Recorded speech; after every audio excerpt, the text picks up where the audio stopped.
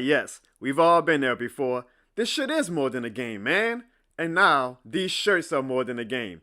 But did you know that this merch wasn't made only for sportswear? No sirree. This shit more than a game is a lifestyle brand. You can wear the shirts for anything, such as going shopping, working out, This shit more than a game. doing chores, setting the mood, Ooh, yeah, that's that thing I like. changing a tire,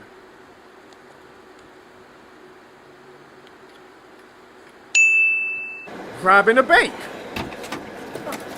Go, go, go, go, go. jumping a Falcons fan,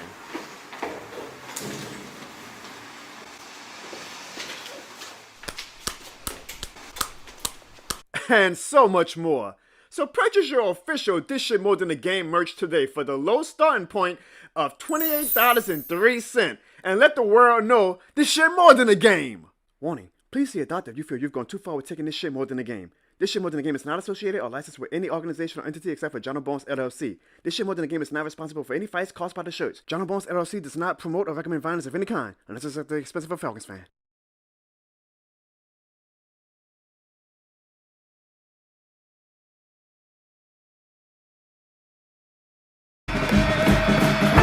Oh, you guys want this one? Do you want the beats? Almost had it. Gotta be quicker than that. Louder, louder, I can't hear you. You want the beat? Who wants my beat? What? What? Ouch! I dropped bang! Shit! Hey! Ouch! Sure! Hey man, come on! Trying out for the Saints! Woo! Woo! Woo!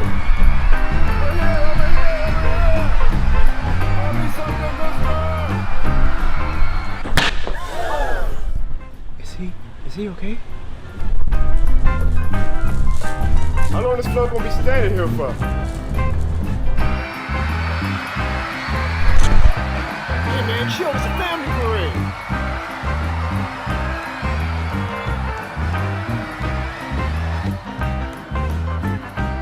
Hey man, you ain't even gotta throw it no more. Don't worry about it. It's not even that good of a beat. Man.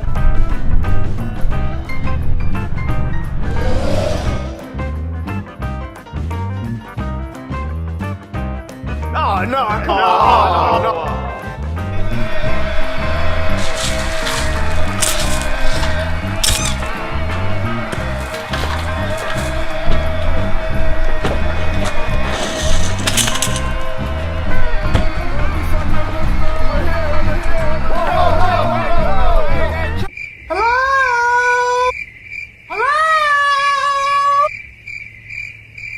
Now to hell with this.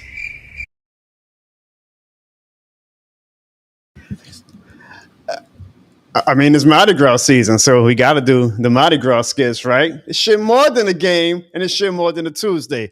Guys, I was watching the NFC and AFC championship game Sunday, and, you know, I felt the worst for the Detroit Lions, man, especially to go up as big as they went and to have it all come crumbling down. And you don't know, you always feel like, oh, we'll be back, we'll be back. There's one league, unless your name is Pat Mahomes or Tom Brady, where you're not guaranteed to be back no matter how talented your team is. And that's the NFL. Lord knows after 2018, we convinced ourselves, oh, we'll be back. We got so much talent. Never went back. We actually still dominated the NFC for 2 years after 2018, and we never got back to the NFC Championship game. We told ourselves that in 2011. We lost that heartbreaker to the 49ers. We're like, we'll be back. The Super Bowl was in New Orleans in 2012. We'll show him. Never got back. Haven't been back since 2018. Haven't been back to a Super Bowl since 2009. The Lions were that close. They were that close, and I felt so bad for them. I felt so bad for my dog Eminem, man. Now, we were that close, y'all, to Eminem and Taylor Swift Bowl. And now it's just going to be the Swifter Bowl. and all my interest is suddenly kind of dropping. But I will say this about the Detroit Lions and their fans. Y'all should hold y'all head up. I know that's not going to make it feel any better, but y'all should hold y'all head up, because one thing that Dan Campbell did that I'm just shocked that Dennis Allen has not been able to do, and given he was under Sean Payton's tutelage for multiple years, was he knows how to embrace a city. He went to Detroit and he said, I'm going to embrace what this city is all about. And that's what a fan base loves, man. Show us that you know us. Show us that you appreciate us. Show us that you get us. What we always say in New Orleans, right? If you love New Orleans, they'll love you back. That's what the problem with Derek Carr and Dennis Allen is. They're failing just a PR class of how to love New Orleans, how to embrace New Orleans. Dan Campbell showed, because he actually, when he was under Sean Payton's tutelage, apparently learned, unlike Dennis Allen, you got to embrace the city that you're in. You got to embrace the city, because that's the first way to get the fan base to rally around you. Dan Campbell had a poor 2 first seasons in Detroit. But you know why Detroit rallied around him? And you know why New Orleans wants to show Dennis Allen the goddamn door? It's because Dan Campbell embraced Detroit. Whereas it seems like Dennis Allen is throwing shit in the face of the New Orleans city. Embrace your city, man. It's not that hard. You looked at that Lions team and you felt that that team was Detroit's. Like you could just feel that that team represents the city of Detroit and the state of Michigan. When you look at the New Orleans Saints right now, do you feel like that team represents the New Orleans city and state of Louisiana? Do you feel that this shit more than a game when you watch the New Orleans Saints right now? I don't. But Dan Campbell, who isn't even the greatest X's and O's guys. There's a lot of coaches I would take from an X's and O's standpoint over Dan Campbell, but he gets it. Because it's more than being just an X's and O's guys when you're a head coach. You have to learn how to be a leader of men. You have to learn how to do the small things. You're basically running an operation. You are the head honcho. And the most important thing is you have to get your city to embrace you. Dan Campbell succeeded at that. Dennis Allen is failing horribly. The Lions may never get back to the NFC Championship game. I hope they do, because I don't see the Saints contending anytime soon. The Lions might never get back, though, to the NFC Championship game, because this is a brutal sport. But you know what? They're going to do it riding and running through a wall for Dan Campbell. While us in New Orleans, we'll be riding the car, no pun intended, with all the potholes into the land of irrelevancy. Ladies and gentlemen, welcome to the John O'Barnes Show, where this shit more than a stream.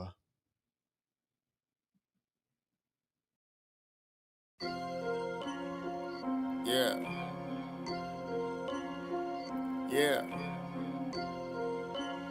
Lights, camera, action. Big business. I push it to the motherfucker limit. Let's get it. Ryan and me, we gon' get it. Caught, I was down, I salute the dealer. Let's get it. Everywhere we go, we keep it lit. Don't you know you big business, fake them like business. My nigga be that I attention. It's up in here, I'm on a mission. Get it. It's big business. Don't fake them like business. Get it. My nigga be that I attention. It's up in here, I'm on a mission. Get it. Don't you know you y'all still talking that jabber about back then, how I took the rap, and y'all all capping, I'm all fake. Drop a couple stacks and I beat that. How you beat the charge? That nigga think you hard. You think he on the broad? That nigga fraud. How you living large? How you got the calls? One thing you won't do is pull my card. Still about that shit. Got a couple killers in this bitch. Still on my gizmo shit. Inspect the gadget and extend the clip. Savage life like macho. Bring it home like Roscoe. They got guns that ain't cocked, dude. Y'all all shell tacos. Got a couple niggas doing fair time. Kept it G and never dropped a dime. Locked it down like prime time. No blood game, but I call him slime. Serve him up like it's lunchtime. Big truck like a prime. Ready for it wartime. One phone call and it's bedtime. Let's get it. Ryan and me, we gon' get it. Caught, I was down, I salute the dealer. Let's get it. Everywhere we go, we keep it lit. Don't you know you big business, fake them like business. Get it. My nigga be that I attention. It's up in here, I'm on a mission. Get it. It's big business. Don't fake them like business. Get it. My nigga be that I attention. Get it. It's up in here, I'm on a mission. Get it. Don't you know you big business. This shit more than a game.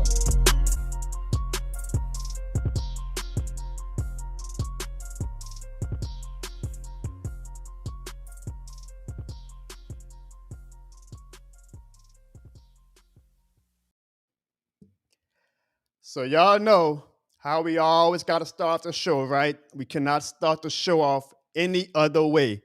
I need every single body who's watching right now, whether you're on Twitch, whether you're on YouTube, whether you're on Twitter, whether you're on Instagram. I don't even think we're on Instagram.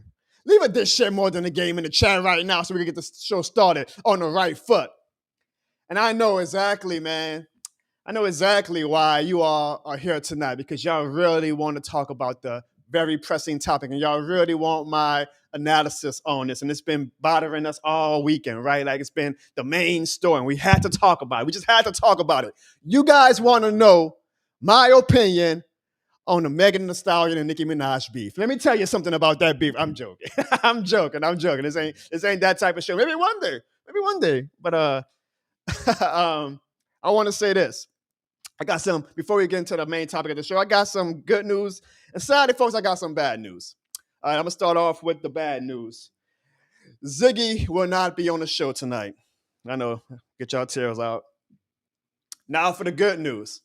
Sean and Evan will not be on the show tonight. Ladies and gentlemen, yes, it is called the John O'Bone Show, and tonight it is truly the John O'Bone Show because I am rocking solo dolo, but I do have a very special guest with me. And ladies and gentlemen, Shady Breeze will be joining us throughout the whole show. Let's give a round of applause for my dog, Shady.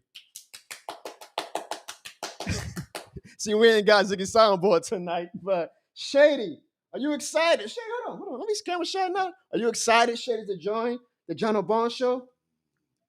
I bet you she is. All right, guys. So we all know what the main topic in New Orleans Saints land is. I did a video on it Sunday. I appreciate everybody who watched. Got about 2,500 views. You know, that's good for a small-time channel like me. And that is Michael Thomas's comments and tweets this past weekend where he all but hit the nuclear bomb button on his tenure as a New Orleans Saints. He went at Derek Carr. He went at Pete Carmichael. He went at Dennis Allen. He went at Mickey Loomis. He went at the whole damn franchise. And if you guys have not seen the tweets yet, I will put them up right now.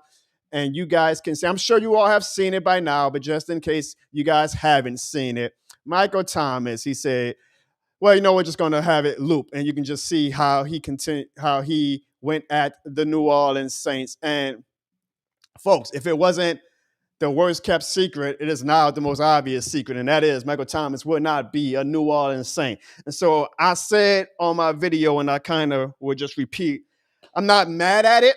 It's his platform. He has every single right. And by the way, let me know in the comments if you didn't leave a voicemail, if you didn't comment on the YouTube video, how do you feel about Michael Thomas's tweet rampage at the New Orleans Saints? Michael Thomas has every right to use his platform to talk about how he feels about the New Orleans Saints. Now, I will say this. He was the main one. He could deny it all he wants, but he was one of the main ones advocating and celebrating when we signed Derek Carr. Now, I'm not saying he's not allowed to change his mind. He absolutely got a closer look at what Derek Carr was, and he absolutely has every right to change his mind the same way the fan base changed their mind on Derek Carr. Granted, I'll give Derek Carr this. Derek Carr never hid who he was. Like, that's our fault for believing that because he was now wearing black and gold laundry that suddenly he was a great quarterback. He's always been a pedestrian, middle of the pack quarterback. Derek Carr never flirted with being an elite quarterback. That is our fault. That is the Saints fans' fault. That is the Saints players' fault. That is the Saints front office fault for thinking that Derek Carr was going to come in and be the next Drew Brees or whatever. All right? But Michael Thomas, I feel like the martyrism that the fans are showing him, I'm not with that. Meaning that, again, he's allowed to change his mind. He's allowed to feel how he feels about Derek Carr. But I'm not going to hail and worship the ground that Michael Thomas is walking on because he now knows that Derek Carr probably ain't that guy. I mean, dude, I would like to think that Michael Thomas has an influential voice in that locker room. So I'm not saying that he's the main reason why we signed Derek Carr. The front office probably was already 100% on Derek Carr. But when you got your star wide receiver, a star wide receiver who, I'm not trying to be shady, but not you, Shady. Not trying to be shady, but hasn't even played a full season in now 4 years, and the front office is still listening to what he wants as a key contributor to the offense. I mean, most teams would have been saying, nah, dude, like, you know, you in the tub more than you on the club. You got to get out of here. I believe that his word has some resonance and that they were like, okay, well, Michael Thomas is on board with it. You know, we're going to wait. We're going to restructure his contract. We're going to keep Michael Thomas on board. He's all in. Let's go for the damn thing. So I'm not with the martyrism that fans are showing. I know Michael Thomas is like a god down here, and I love Michael Thomas too. I got 3 Michael Thomas shirts in my closet right now. I'm going to miss him a lot. At his peak, he was the best Saints wide receiver. He's not going to go down as the greatest Saints wide receiver because, unfortunately, with injuries, he couldn't do it consistently. But at his peak, there was no better wide receiver that we have ever had than Michael Thomas. But I am not going to idolize this guy and give him the martyr title because he's calling out the front office when he was one of the reasons. I'm sorry, people get mad if they want, but he was one of the reasons why Carr came down here. He was calling Carr during free agency saying, dude, you got to come down here. You got to come down here. Again, he's allowed to change his mind. Absolutely. If that's how he feels about Carr now and he wants to use his platform for that, knock yourself out. But I'm not going to make him a martyr because he is one of the reasons why. Not the main reason, maybe even not even the top 5 reasons, but he is one of the main reasons why we have Derek Carr. So Mike said what he had to say. He obviously is not loaned for the city of New Orleans. He is not going to be wearing a Saints uniform come September. I hope that he gets to go to a contender because Drew Brees spoiled Mike, y'all. Drew Brees spoiled Mike. When you come in as a rookie and you got a top 5 quarterback of all time, not in the league, a top 5 quarterback of all time throwing you the ball. I always say that Saints fans, don't feed us steak and then tell us to go back to dog food. I know you like dog food. You like anything. Don't feed us steak and then go back to dog food. Maybe that's Mike's mentality. I had steak my whole NFL career. Now you guys are giving me dog food with Jameis Winston and Derek Carr. So that's fine too. But Mike also has to understand, man, elite quarterbacks don't grow on trees, bro. Unfortunately, our elite quarterback retired, and now we are back to all the other teams that are fluctuating in QB purgatory, essentially. It's hard to find an elite quarterback, and we were blessed to have Drew Brees for 15 years. So Mike should have known that, dude, it ain't going to be sweet all the time now that our elite quarterback is gone. You're going to have to be better yourself to make whatever quarterback we have elevate his game. Injuries have played a part as well. Mike can't do that, but Mike has some valid points as well. Mike is absolutely right in calling out the fact that he sees exactly what we all see, and it's verification for me. It is verification for me of him calling out the Saints front office. It almost feels like I can understand why the fans are making him a martyr. Thank God somebody in the locker room isn't just spilling out that PR bullshit and saying, yes, what you guys see is happening. This organization is a mess. He's calling out the fact that no offensive coordinator doesn't want to come here yet. An hour ago, one of the top candidates for the Saints, the quarterback coach for the Texans, he re-signed with the Texans. He said, I would rather go back and be the quarterback coach than to get a job promotion and be the offensive coordinator for the Saints. That's how rocky it is right now. I'm not going to critique the Saints for their offensive coordinator search. I know that there's a lot of factors in it. I'm actually been very chill with how I've gone at this offensive coordinator search. But I'll tell you what, when Sean Payton was running this team, the coordinators were begging us to hire them. We were getting the top of the line coordinators. We didn't have to worry about, is this guy going to pick another team, or is this guy going to stay with his team and just wait it out for a better opportunity. When Sean Payton was running this franchise, every coordinator wanted to come down here. If that ain't a goddamn at least eye-opener to Mickey Loomis at how far we've fallen, then he is just in that same damn state of delusion that we fear that he's been in for a long time now. Because I just hope that the front office doesn't brush off Mike's tweets as, that's just Mike being Mike. That's just Mike being Mike. He's always mad. He's always yapping about something. No, if one of your better players is saying that y'all acting like y'all shit don't stink, maybe you need to smell yourself again. Mickey and Dennis. Maybe your shit does stink. So I give Michael Thomas props for at least calling it out. If he's going to go out the building, at least he put some gasoline on the goddamn thing, because we all feel like as a fan base, we need to burn this motherfucker down. And at least Michael Thomas put some gas on it. And I know he ain't the only one that feels like that. He's just always been one of the ones who's been most vocal about it. So I'll get to the harsh reality, though. Folks, Michael Thomas hasn't played a full season since 2019. So, as a fan of a football team, strictly speaking, taking my emotional, personal love for the guy out the picture, we're not going to miss him, to be honest. I hate to say it. He's still a good player, and I think he absolutely can contribute to the Chargers or the Chiefs or the Bills or whoever he signs with. He better go sign with a contender if he keeps bitching about quarterbacks. He better go sign with a top-of-the-line quarterback. But he hasn't finished the season since 2019. It is obvious that his body is starting to fail him. He could blame Derek Carr for throwing the quote-unquote hospital ball all he wants. His body has failed them for 4 years now. Not all his fault. Not all his fault. I'm not trying to act like I'm blaming him. I'm not saying that, shame on him for all these injuries. But I'm saying that it is clear as day that his best years are behind him. The 2019, 2018, 2017 Mike that we fell in love with, the one that we as fans and eternal optimists that we all wish would come back because we like, man, give Mike one more year, give Mike one more year. We know that he still got it in him. He doesn't. He doesn't. His peak right now might be very good, but he's not going to be great anymore. He's not going to be elite anymore. So I'm not going to shed tears on him leaving. I'm going to miss him. That man, just like my opening rant, like Dan Campbell, knows how to embody a city. Mike Thomas knows how to embody the city of New Orleans. Mike Thomas knew that this shit was more than a game. But just talking from a strictly football standpoint, and again, this is a cutthroat business, folks. We are not really going to miss Michael Thomas that bad, especially because him and Derek Carr just don't gel at all anyway. And if Mickey Loomis sadly is going to ride the wheels of Derek Carr and Dennis Allen, then it makes it even easier to tell Michael Thomas goodbye. So I hope you guys enjoyed the Michael Thomas era, because the Michael Thomas era is over. It's done. Finito. He is not coming back. Even if he had a change of heart and said, you know what, I'm sorry, New Orleans Saints. I was emotional. I was watching the championship games, and I'm just mad that we're not in these games anymore. I let my emotions get the best of me. I guarantee you, Mickey and Dennis, they've already been planting the seeds, right, and leaking all this stuff about the culture changing. There's some players who got to get out the building because they're contributing to a toxic culture. I guarantee you, Michael Thomas is one of those players that they think is contributing to this culture that needs to change. And they're going to say, yeah, great, Mike. Enjoy Denver. Enjoy Kansas City. Enjoy Baltimore. Michael Thomas is no longer going to be a New Orleans Saint. So I don't think anybody is going to be shocked when we get that new. It's going to be called breaking news, but it's not breaking news, folks.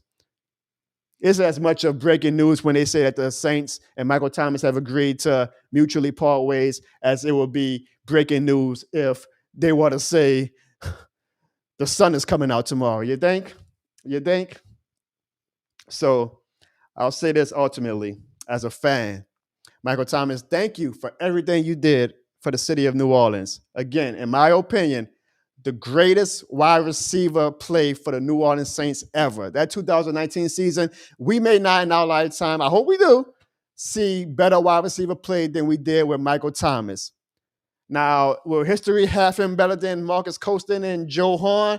That remains to be seen. But Michael Thomas was the best Saints wide receiver at his peak. I'm going to miss him. I'm going to miss that attitude that he brought to the franchise into the locker room. I am so disappointed that for whatever reason, Dennis Allen and Mickey Loomis now feel that attitude that helped us go on this incredible run from 2017 to 2020 is now a detriment to the team. I mean, God damn, bro. Does that not just show you how bad of a head coach he is? Like, Sean Payne could take crazy characters like a Michael Thomas, a Chauncey Gardner-Johnson, and he still knew how to make it all work, make it all gel. That's part of being a head coach. You're going to have these crazy character conflicts and like all these personalities in the locker room. It's your job as a head coach to make it work and make it gel. Dennis Allen cannot do that for shit. So what is he and Mickey Loomis going to do? Oh, we're just going to throw everybody out who doesn't agree with how we're working things. Even the great players, even the good players, we're going to throw them out because, we got to do it Dennis Allen the way or the highway. He doesn't know how to adapt. Michael Thomas ain't going to be the first player, folks. I'm expecting Marshawn Lattimore. I would be very upset, but not surprised if also Kamara. Like, there's going to be some good players that are going to be showing the door, and then we're going to leak. Mickey's going to leak it to the media. Oh, well, look at all the bad things they were doing behind the scenes. Look at why the culture has got so bad. It's a goddamn joke, bro. It is a goddamn joke. So, Mike, ultimately, thank you for verifying what we all knew, and that this franchise right now is a shit show. But I want to know what you guys think. The best way for me to really see your comments, guys, because I'm a one-man show right now, a super chat will really grab my attention because it comes in big letters on my screen so I can really see. And I got a quick rant.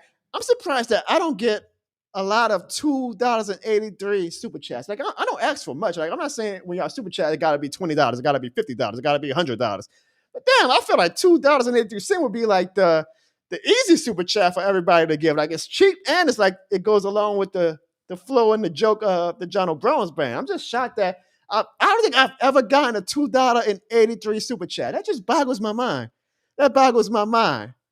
But that's neither here nor there. All right, let me try to see if I can pick out. Now I'm just going to go. This is like a luck of the draw type thing, guys. I appreciate everybody in the chat right now. We got over 40 people watching on YouTube. We got over 50 people watching over all the platforms. Thank you very much. Let's see what some of you guys are saying. The Suits says about time somebody is speaking up.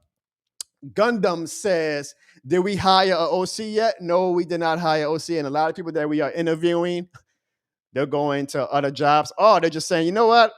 Yeah, I'd rather stay where I'm at right now instead of doing a 1 year rental, because we all know that Dennis Allen is probably going to get fired if he doesn't make the playoffs this upcoming season. The Traders Playbook says, I'll listen to the whole show now that Evan is not on. I appreciate that. The Traders Playbook. Sandra says, it's a shady situation. You hear that, Shady? She gave you a shout out. It's a shady situation. And Sandra also has the breaking news of the day. That's not really breaking news that we all saw. Pete Carmichael is going to Denver. Again, is it really breaking news like when we all saw it? I mean, Sean Payton, good Lord, dude. Sean Payton would hire the Saints janitor right now if he could. I'm surprised Sean Payton hasn't hit all of the fans up and said, hey, y'all want to come to Denver? God damn, dude. Like, what was going on behind the scenes for Sean Payton to leave the city of New Orleans just to try to replicate what he was doing in New Orleans and Denver? I don't get it. You could have stayed in New Orleans for all that. What a way easy division. There's got to be some dirt, man. I'm not trying to throw mud on that man's name, but there's got to be some dirt behind the scenes, because ain't no way you're going to try to replicate what you're doing in New Orleans in a division with Patrick Mahomes, Justin Herbert, and now with I'm having a brain fart. What's his name? The Harbaugh guy, John Harbaugh. And you leave the NFC South to go to that. Come on, Sean Payne. What's going on behind the scenes? Now, you see, this is why I like mentioning the super chats, because we got a super chat from my dog, who that Josh T, and he left a $2.83 super chat. He didn't even leave a comment. He just wanted to leave a $2.83 super chat. That's what we like, y'all. We like super chats in general, but we really like the $2.83 super chats. Shout out to my dog, who that Josh T. I appreciate you. Charlie Quest says, the salary cap dance that we've been doing is about to bite us in the ass. We can continue to do the salary cap for as long as we want, but my beef at this point now is I don't mind doing it when you actually have a window of contention and when you're actually a contender for a Super Bowl, but when you are doing it when your team ain't shit, then all you're doing is kicking the can down the road for what? For what?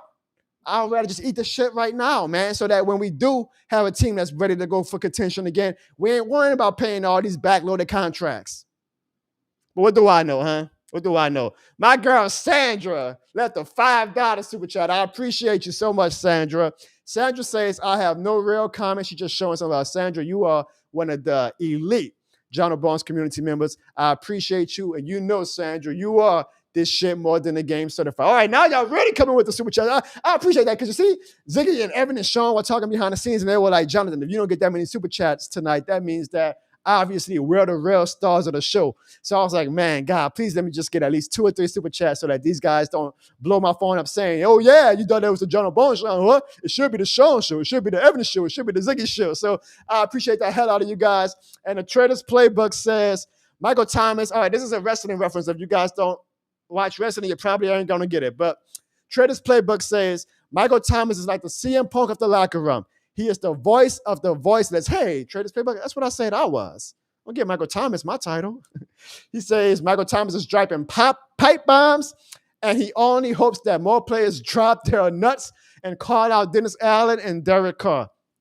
I think Elvin has some strong opinions. Elvin even kind of subtweeted while Michael Thomas was going through his little rant, but Elvin ain't the type to really air anybody out like that. But I do think that Elvin has similar feelings. I definitely think Lattimore has some strong feelings towards DA, but Lattimore doesn't talk at all, even when things are great. So I'm not expecting Lattimore to say anything. So that's why I am grateful that Thomas spoke out, because he's the one who says, I ain't afraid to say it. Now, again, I don't think that makes him a martyr. I think that he has to have a little bit of accountability, because he wanted Derek Carr in New Orleans, and he advocated and he campaigned for Derek Carr and he recruited Derek Carr. But I do appreciate that he's verifying what we all are seeing. KB says, looking back at all the quarterbacks the Saints could have gotten, Derek Carr was the most realistic choice over Baker and Jimmy G. I mean, we could have got Baker. I know it's hindsight. We could have got Baker, though. Jimmy G is injury prone, and no one could predict Baker. I don't know about the Baker part. Baker showed some flashes that you could have been like, you know what, let's sign him and let's just see what we can do. But again, hindsight is 50-50. My dog Chronicles of the Black Hole from the Raiders Nation says, from the outside looking in, Mike ain't done shit in 5 years. And that's the thing, Saints fans. That's a good point. I'm glad. That's why I'm glad that Chronicles of the Black Hole always joins the show, man, because I love hearing from non-Saints fans. That's why I have Sean on the show a lot. Like, I just want to hear, like, outside of our Saints echo chamber. Sometimes I want to be challenged by opposing fans. I'm like, okay, am I being biased? Am I seeing things from a black and gold lens or whatnot? Chronicles of the Black Hole is saying, as a Raiders fan, as a non-Saints, no emotional ties to the franchise or to Michael Thomas, they all feel like, or many of them feel like Michael Thomas ain't done shit in 5 years. And he would be, I'm not going to say correct, because Michael Thomas was still a solid player. Jay, where you going? The show just getting started, baby. The show just getting started. I know you ain't ready to go yet. They leaving super chats for you. Come on, huh? Here, have a treat. This girl over here. A lot of fan bases think that Michael Thomas is over the hill. Now, granted, those same fan bases are going to be celebrating and doing cartwheels if Michael Thomas signs with their team. Don't get that twisted. But yeah, again, Michael Thomas has not finished a season in 4 years. It is absolutely valid to wonder, like what are we doing? Like, is he even worthy of, of a discussion, or like worthy of like putting all your faith in him and whatnot? So that's a very good comment, Black Hole, because I feel like a lot of fan bases feel that same way. And I thank you for the super chat. You guys are awesome, because all I asked for was a $2.83 super chat, and I'm getting $5 super chats right now, which means obviously that's a lot more money, which we do like. And I promise you guys, every super chat we get, we turn it around and invest right back into the show. I'm going to try and get some special guests on now that it's the off season, it's the slow peak. I am honored to still even have over 55 people across all platforms joining the show right now. We're building something. We're going to have our peaks and we're going to have our valleys. What's the other way? Yeah, no, peaks and valleys. Yeah. We're going to have our weeks where we get over 100 plus people because big Saints news is going on. We're going to have our weeks where now that it's off season, we're going to get 30 or 40. But just know that I appreciate every single one of you guys. My wife had to kind of remind me of that because, again, I got high standards, guys. So I'm like, damn, how come I had 100 people averaging watching my show live while it was on air the last 3 weeks of the season, and now I'm going back to the 50 and 60 range. My wife was like, man, be happy that you got 50, 60 people of your diehards who tune in every Tuesday to watch what you want to say. And then my wife said, because Lord knows I'll get tired of hearing what you got to say. So shout out to the wifey. What up, T Dirty? What up, Pammy Whammy? I see all y'all in the chat. I see all y'all. Sandra says, I hope Evan doesn't actually think he's the star of the stream. You will be surprised. You will be surprised. And Pammy says, it's strange to me that Saints fans are upset with Michael Thomas for saying what we've been saying all year. Now, Pammy, can you give me a little bit more, clarify a little bit? Because I think the majority of the fans are on Michael Thomas' side. I could be wrong. On Twitter for sure, and that's where I live, on Twitter. Twitter for sure definitely was on Michael Thomas' side. Now, you're always going to have the devil's advocates, maybe, and I feel like I'm kind of in the middle of the whole debate, but I feel like Michael Thomas has more fan positivity on the side than fan negativity. Now, there are some fans who are like just done with Michael Thomas, and they're like, dude, you haven't played a full season in 4 years. Shut the hell up. That's their right. But I feel like the majority of Saints fans are on Michael Thomas' side. But I also respect the fans who are like, we don't care. We don't care. Like, Mike, you're not really contributing to the team anymore. Some would even argue, and I ain't gonna lie, the numbers kind of back it up, that when Michael Thomas was out for the year after he got hurt in the Minnesota game, the offense got better. And the numbers actually don't lie. Like, it's one of those weird things where Carr might actually be better without Michael Thomas. So I understand why some Saints fans are like, and I see some Saints fans like, shout out to my dog T Dirty. He said in his video on his YouTube channel, he cheers for the name on the front of the jersey, not the name on the back. He doesn't get too emotionally attached to players because they come and go. Like my dog Eminem say, players, they come and go. But the team is always going to be here. And so I understand both sides, and every side has their right to feel the way they feel. My dog Bruce Saint, that's the man right there. Bruce Saint, you are this shit more than a game certified. And we're going to hear from Bruce Saint later on in the voicemail segment. Bruce Saint said, "What's up, y'all? championship Sunday, and the Saints are like, let's take this opportunity to embarrass themselves. That's what I said in my video, y'all. I said, if I had a crystal ball and it was like, all it said was that, Jono, on championship Sunday, you will be uploading a video about the New Orleans Saints.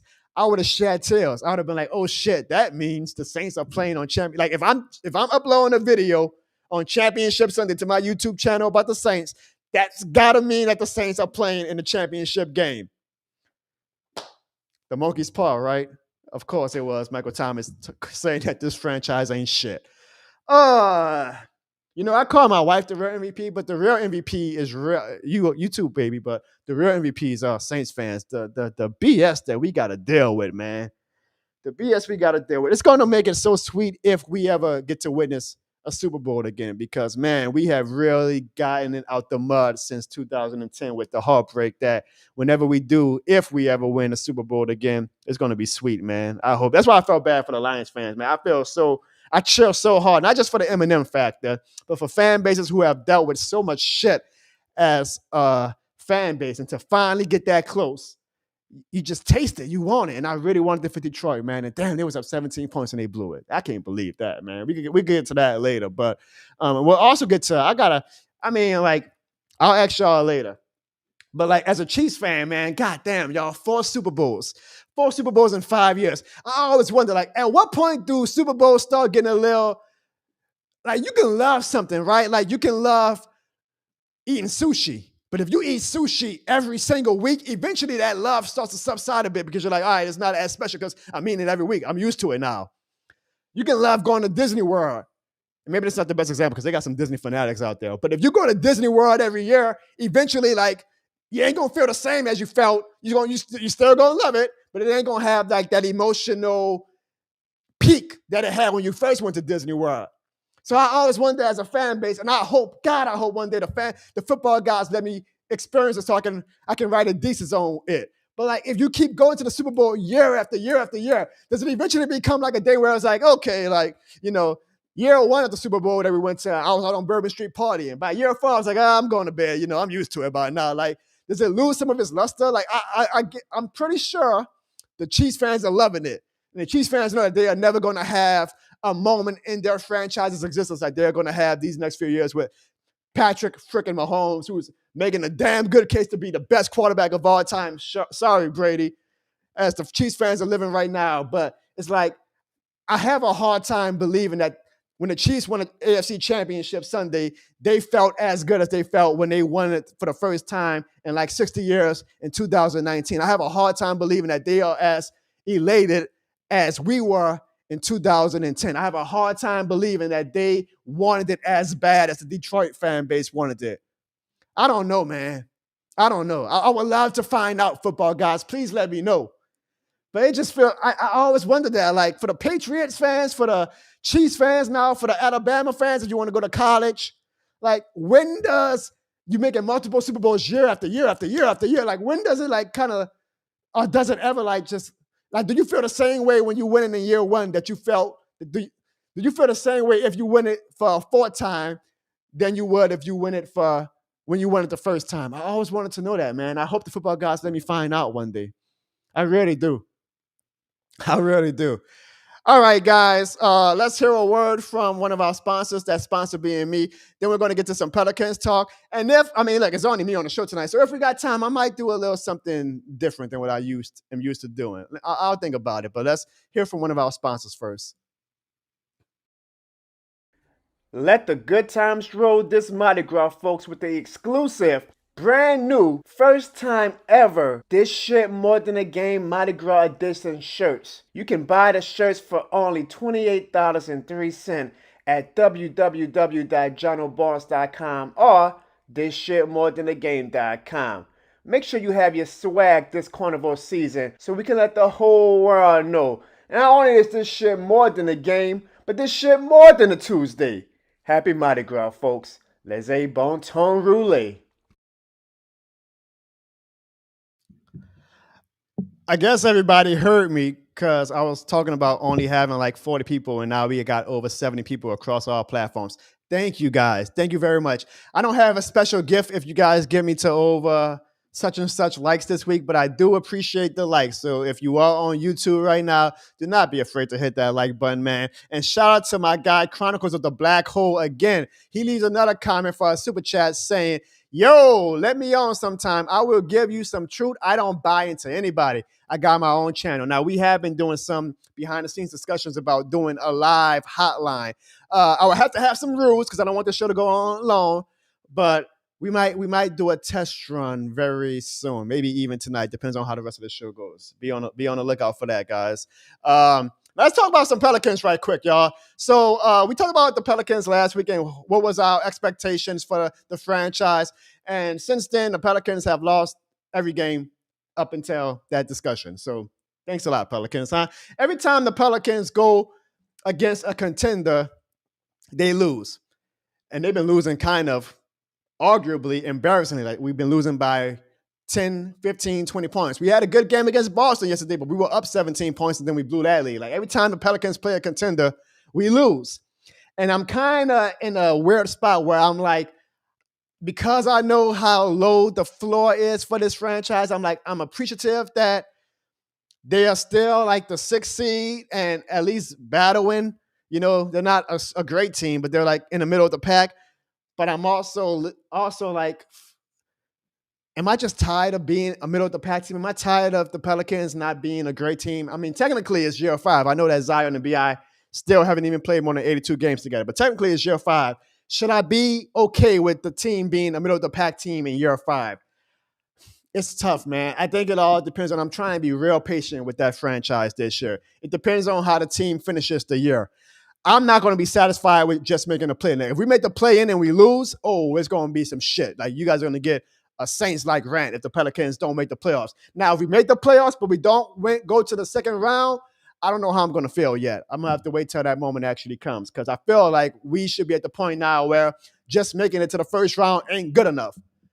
And especially at a time where the Saints are so shitty that the Pelicans can, I feel like we said this for like the past decade, capture the city's attention. It's time to capture the city's attention, New Orleans Pelicans. Like, y'all can take away all the attention from the Saints and go on this crazy run. If they make it to the second round, I'll be very happy. Like, that is at least my, like, no complaints. Make it to the second round, I would not bitch about a single thing. But it's a weird spot to be at as a Pelicans fan. I want to know how you guys feel. I hope that you guys are Pelicans fans as well.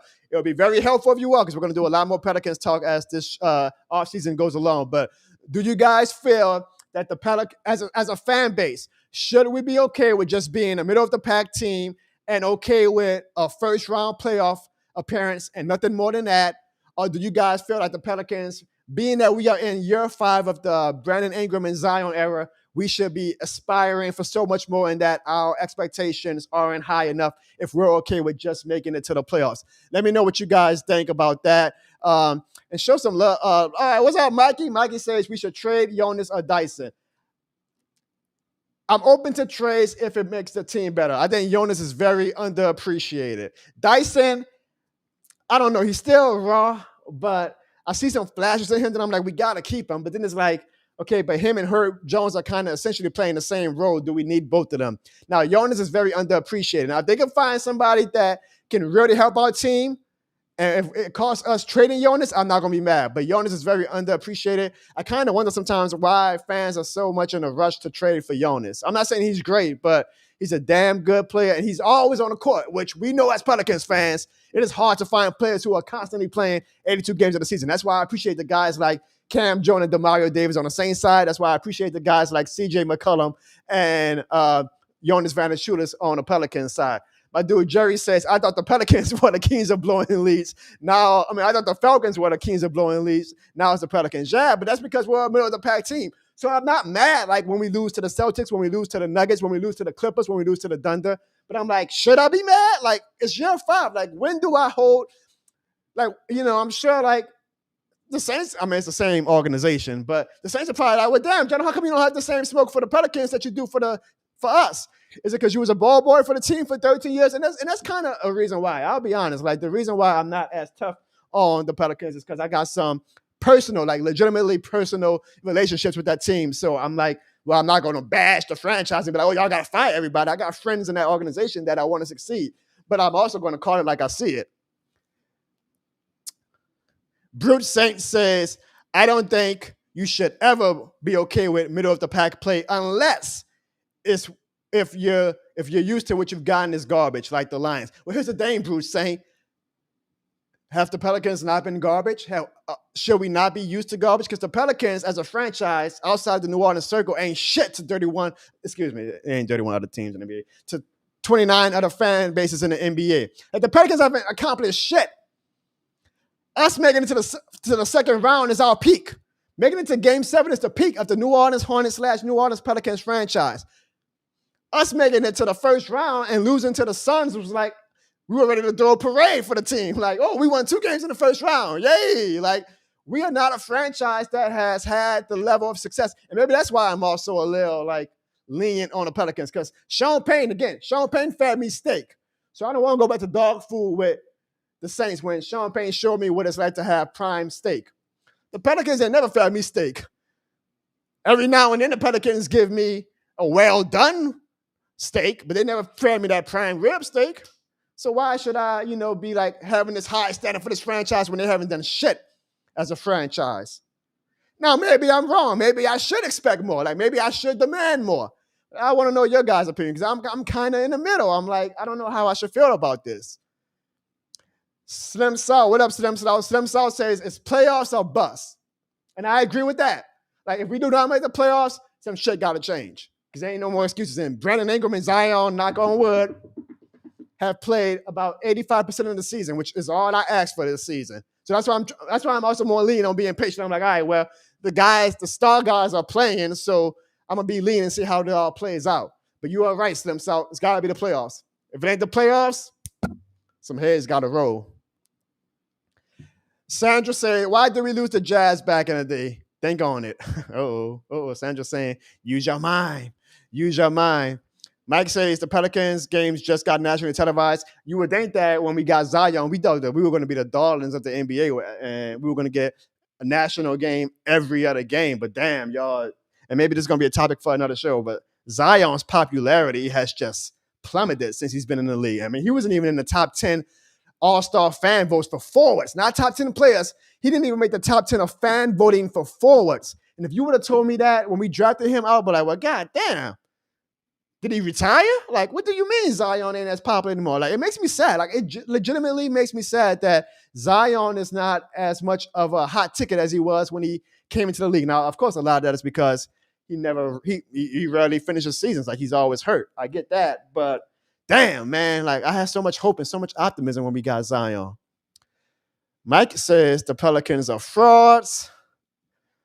You see, this is why I miss Ziggy, though. I'm trying to, like, talk while also moderating the show. My dude, D, I appreciate you, man. I hope you enjoying this shit more than the game shows. I can't wait to see you rock a picture of it when you on the parade route. D says the Pelicans either make a trade or do something with the head coach. Now, I'll tell y'all where my personal bias does come in. I was a ball boy when, this is showing my age. I said that last week. I was a ball boy when Antonio Daniels was a player, and I was a ball boy when Willie Green was a player for us. I got mad love for Willie Green. I think that it's hard, I feel like fans in the NBA are always like, if your team ain't great, fire the head coach, fire the head coach. But when you think about it, how many great head coaches are there really in the NBA? Think about it. Like, how many great head coaches are there in the NBA? It ain't many. So I'm willing, and again, I'll be 100% transparent. I'm very biased. I'm willing to let Willie Green go through his growing pains. He's still a young coach. Now, granted, yes, there was a lot of things to call Willie Green out about. Some of his rotations last night really were mind-boggling to me, and I think it contributed to us blowing a 17-point lead to the Boston Celtics. But I do not want to fire him because I think that he has potential, and I think that he's a guy who, not as aggressively as Sean Payne, but a guy who embraces this city. So I'm willing to be – he made the playoffs his first year, guys. Dennis Allen ain't doing shit. I'm not trying to, it's not a fair comparison, but at least he made the playoffs, right? So I'm going to show Willie Green a tad bit more grace. But I do understand why fans are frustrated with Willie Green and some of his rotations. Sandra, I appreciate that you are a Willie Green fan too. Godwin's ACL, that's a crazy name, says, even though I'm a fan of the Oklahoma City Thunder, the Pelicans need a backup center. I don't even know if we need a backup center to say that we're trying to trade, or we're entertaining trading Jonas. I think that we need someone, a stretch five more, who can run. I do think in the offseason we're going to have to decide, like, one, does Zion and BI work together? And two, what type of players is best for this team? And is Zion even worthy of having players like, is Zion worthy of saying we're going to trade you on us because we got a guy who we think can be a better fit with Zion? Because Zion has been very, I don't want to say pedestrian, but he's not been a superstar this year. He's not been the guy that we thought he was going to be coming into the league.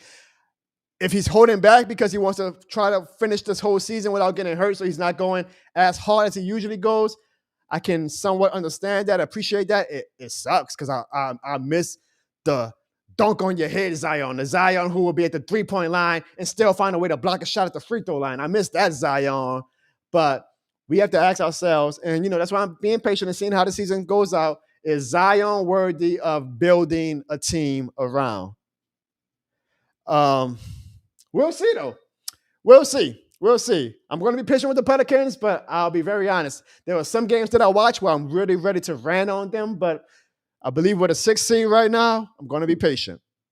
I am going to be patient. As long as the team does this one thing. And again, Joe, like, for me, it's not losing. It's not losing the game. In the words of Jono Barnes, this is more than a game. It's more than a game. It's not losing. It's how you're losing. Right.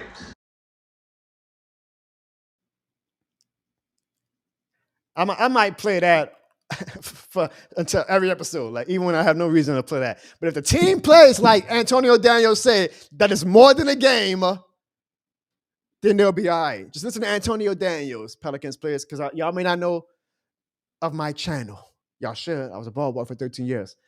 Listen to, if you ain't gonna listen to Jono Barnes, listen to Antonio Daniels. All right, guys, it's time now for everybody's favorite portion of the show. Man, this show really flies by when we ain't got Ziggy and Evan and Sean, huh? Jeez. It's time for the voicemails, and I appreciate that even though we're in the slow part of the offseason, that we still get to hear from the fans and that you guys are still calling me. So thank y'all so very much. Do not be afraid, guys, of course, to call me at any point throughout the whole week at 504-484-9170. Well, whatever. If you got a question for me and you want to leave a voicemail, do so. If you want to call about the Pelicans, do so. If you want to call about the Saints and Lord knows all the offseason craziness that's going to happen, do so. If you guys want to if you do want to talk about Nicki Minaj and Megan Thee Stallion's beef, leave a voicemail. The hotline is open 24/7. Let's hear what the fans have to say this week, especially after Michael Thomas's Twitter outburst. Fucking right. Michael Thomas was in the right, huh? Like, I wish damn that every player said what we all thinking. Carr trash, Dennis Allen trash, Loomis a bitch. I wish they just all aired it out. Fuck it. Like, air it out. Kamara say some shit. Everybody say some shit. Like, I've been waiting for that. Like, Loomis continuously insult our intelligence and try to make us think that Carr is the second coming of Drew Brees and Dennis Allen is the second coming of Bill Belichick. That bullshit fucking narrative he keep fucking spewing out, thinking we fucking stupid or some shit. Fuck that bitch. Fuck him. Damn. Fuck Gail. Fuck all them niggas over there. Like, they getting on my goddamn nerves, bro. Like, I ain't even stressing. Like, I ain't even tripping because I already know ain't shit about to be fire until all them bitches gone. Like that's really what it is. Like, that's what it boils down to. Now, I'm going to actually give Loomis credit because he was a pivotal part of, turning us into a respectable organization or winning culture and stuff like that. Like, but his fucking arrogance and this Caucasian ass, like, egotistical shit that I gotta be right and y'all fucking wrong, like, attitude is fucking, it just pissed me off. Like, bro, just bite the bullet, cut your losses right now. Just admit that you made the wrong fucking decisions with keeping Dennis Allen and bringing Derek Carr trash ass like over here, like and just fucking like make it right, bro. Like that's all we ask. Like, but they not. It's wishful thinking. Like Loomis gonna stick to, he gonna be egotistical and he gotta be right. So he gonna go down with the sinking ship. So it is what it is, man. Like holla at me when DA and Carr is officially no longer with this team, and Loomis finally wakes up and fucking smells the sunshine and rainbows and get us a fucking new coaching staff and a whole new crew. But whatever, man. This shit more than the game, bro. Shout out to you, Holla. All right. That might be a record for the most curses that we've had in one singular voicemail. Gee, it got you up, huh, Shady? That was a lot of curse words, huh? That's a lot of curse words. But I feel them. Mickey Loomis seems like he's more adamant on being, I got to prove myself right, than to be like, this obviously isn't working out. Let me kind of reset it a little bit and start anew. I feel like the great franchises, when they know they make mistakes, they cut their losses right away. I'll give the Pelicans credit. When Stan Van Gundy didn't work out, they didn't try to kick the can down the road. They say, you know what, this obviously isn't going to work out. Let's start anew. The next year they made the playoffs with Willie Green. Look at the 49ers. They gave up 3. God, my voice, Shady. Let's try that again. They gave up 3 first-round picks for Trey Lance. They saw enough time to say, this ain't working out, cut bait. And they're still in the Super Bowl. I hate to say it, that's a damn good franchise. Franchises that know when they make mistakes and are willing to cut their losses instead of double down, triple down on it. Those are the ones that are rewarded by the sports gods. Thank you for that call. That's a lot of curse words.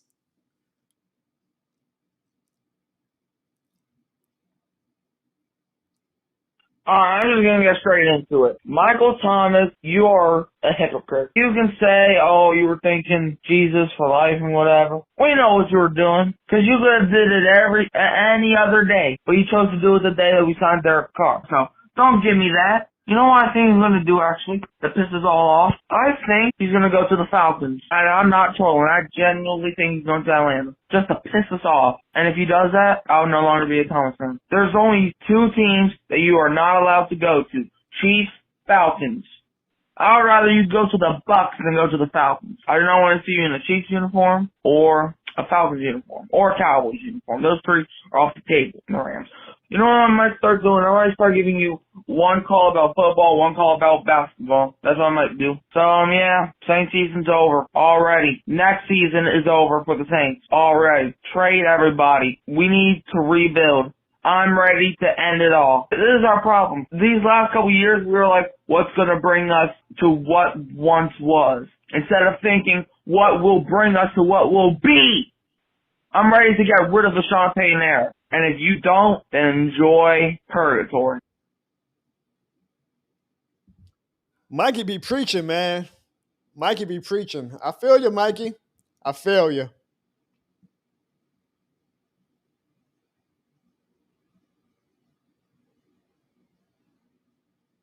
If you don't, then enjoy purgatory.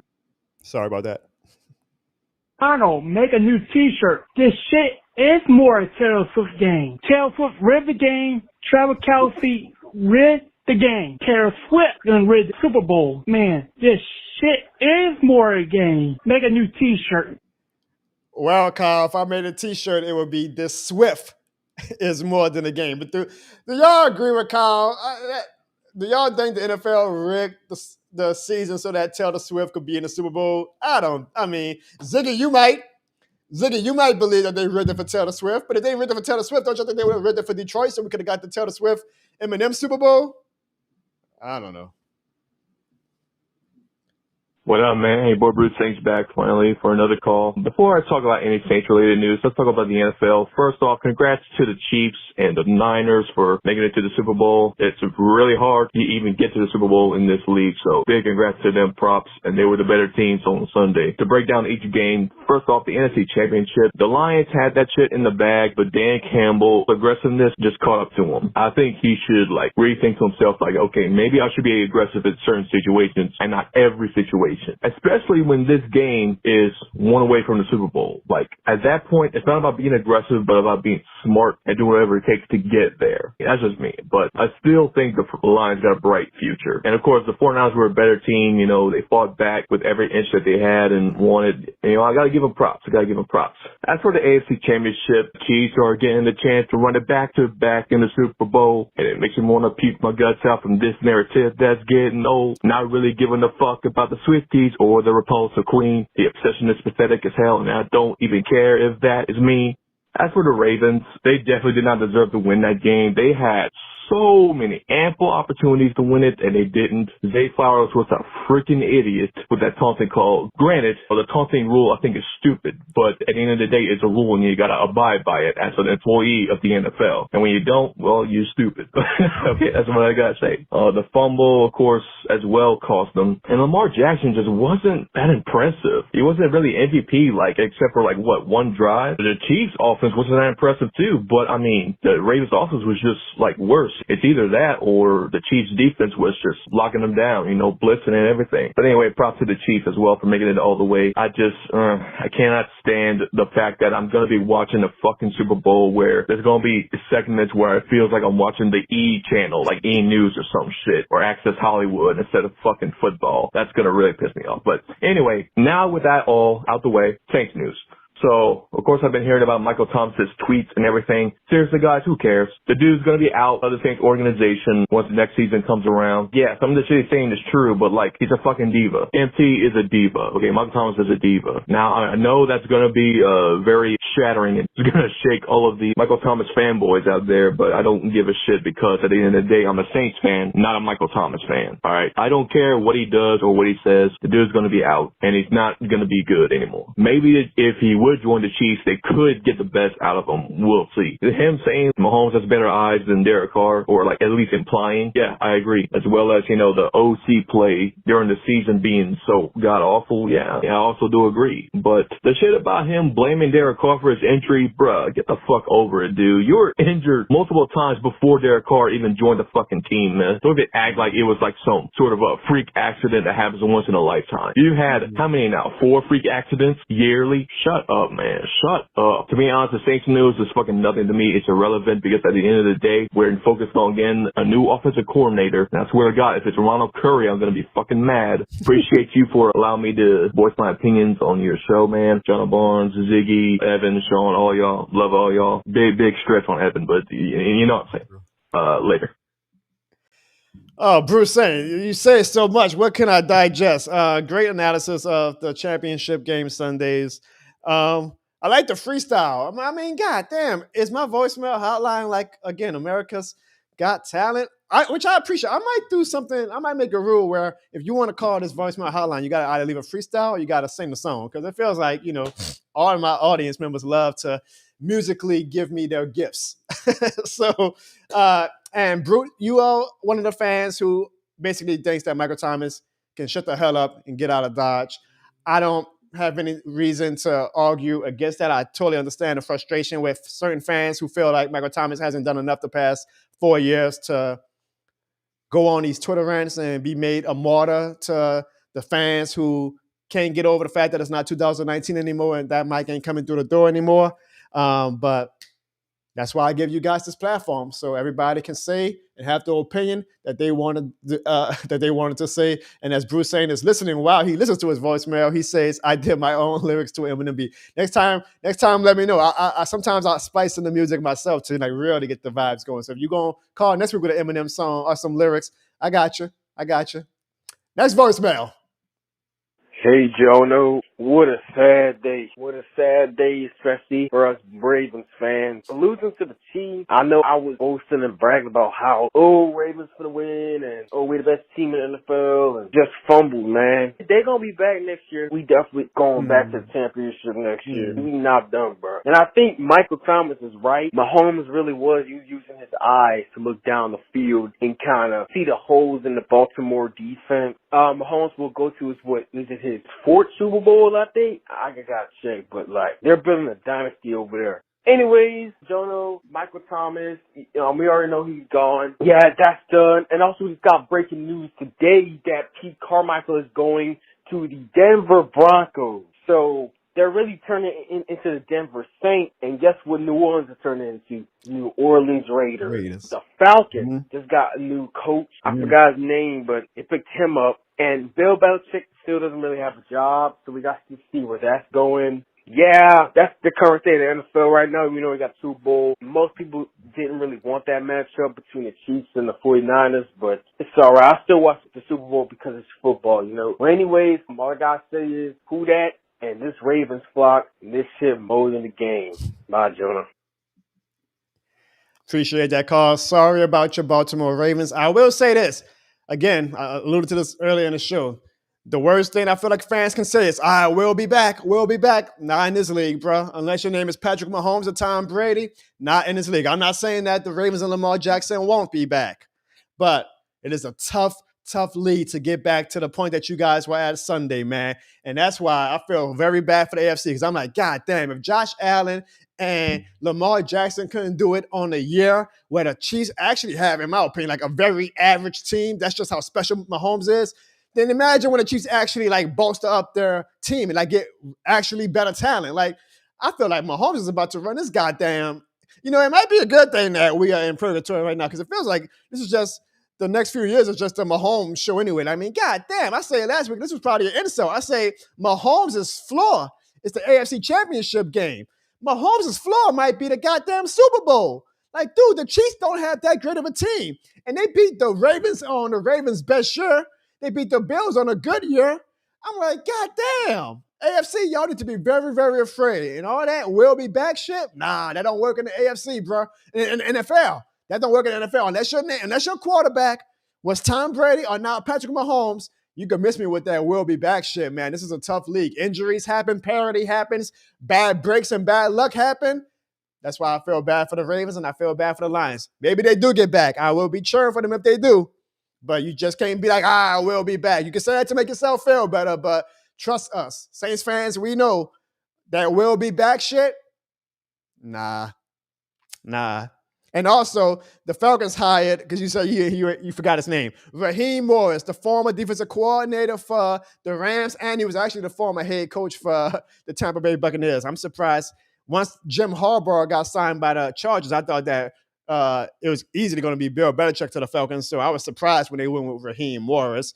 And the Panthers hired Dave Canellis, the offensive coordinator for the Tampa Bay Buccaneers. So the Falcons and the Panthers have their new head coaches. We're still stuck with Dennis Allen. The Bucs have their head coach in Todd Bowles, who has made the playoffs the past 2 years. All three of those fan bases have hope, which is what fanaticism is built off of. At least all three of those fan bases have hope. And what are Saints fans doing right now? I will say this. I wasn't really impressed with the Falcons or Bucs head coaching hires. I might be proven wrong, but I mean, it feels like the NFC South is just like dead set on being a mediocre division, right? Like, for the Falcons to hire a former Bucs head coach and for the Panthers to hire the Bucs offensive coordinator, it's like the NFC South can't get out their own little window. Like, they don't see that there's life outside the NFC South, and the NFC South is A-okay with this mediocre-ass division that we've been in. Raheem Morris might prove me wrong.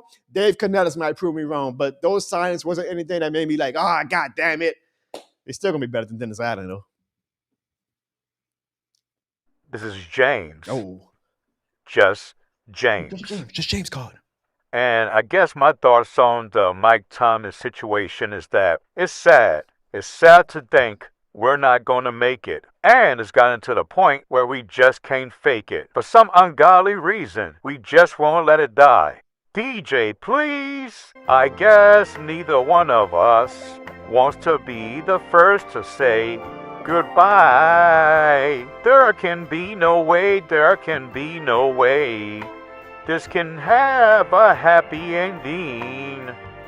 So we just go on hurting and pretending and convincing ourselves to give it just one more try,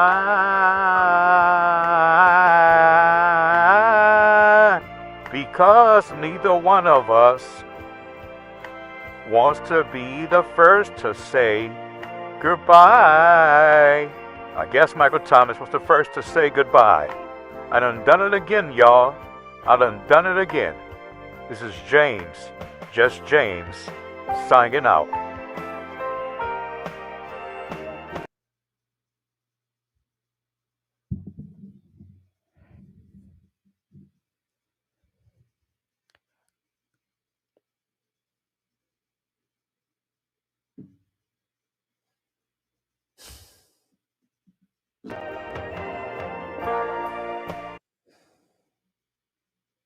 What up, Jono? This shit more than a game, man. I was just commenting on this Michael Thomas stuff, man. I just feel like we're going too soft, man. Like, what he was saying wasn't wrong, you know? Like, this organization used to have a standard, you know? Now it's like, man, if anybody would know about that standard, it would be Mike Thomas. Like, he helped change this culture to a winning culture. He knows what it looks like to win. But when he got to Fried, trying to replace Sean Payton, he's going to call it out, and I just feel like that's all it is. You're trying to protect D.A. They're going to scapegoat Mike Thomas, make him look bad. You know, Mike doesn't have much room to talk. He hasn't played a healthy season in about 4 years, but I just feel like if you're not a casual Saints fan, and you can see that the guy is open. If you watch the All-22, the guy gets open. It's not his fault Derek Carr didn't throw him the ball. It's kind of crazy to me that he was a former offensive player of the year. Derek didn't even want to look his way. A lot of people can say that he's washed or he fell off. I don't believe it, you know? Like, a lot of people like to pull up the separation chart, and Michael Thomas was towards the bottom of separation. The big thing about Michael Thomas, he's never been a big separator. He's never just been wide open. He's the target to where you could throw him the ball covered and he's going to catch it. That's Mike Thomas's game, and he just didn't utilize him in his game, man. And I'm not going to say they're necessarily turning on him because this is a business, and if you're not in the product out, why keep you around? I think Mike Thomas just kind of feels a little bit betrayed, you know, like, hey, I helped bring this organization back to winning. Offensive player of the year, you know, the first since Jerry Rice, and was a two-time first-team All-Pro. I broke the NFL receptions record, and y'all guys are siding with D8, and I kind of feel like that's what it is, you know, and that's how he feels, and that's why he's just airing these guys out now at this point. I just hope that